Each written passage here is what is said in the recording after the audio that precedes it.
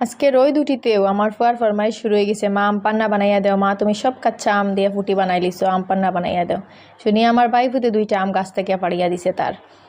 আর আমি গেলাম গিয়ে আম ফোড়ানেত, আম ফোড়াইয়ার আর মনে মনে চিন্তা করি আর আজ থেকে মাত্র কয়েক বছর আগে আমার মা এলা আমার নানুরে আম ফোড়াইয়া দিতা, আর নানুয়ে সবজি দিয়া তোরা ভাত খাইয়া উঠিয়া আম দিয়া ভাত খাইতা।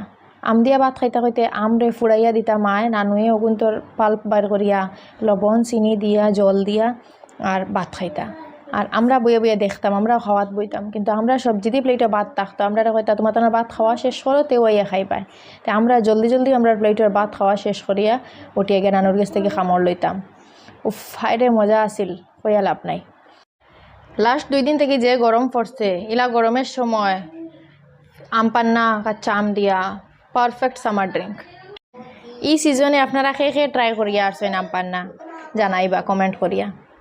আর যারা যারা ট্রাই করছেন না তারা অবশ্যই আনিয়া খাইবা, খাওয়াইবা সবরে বানাইয়া। আল্লাহ হাফিজ।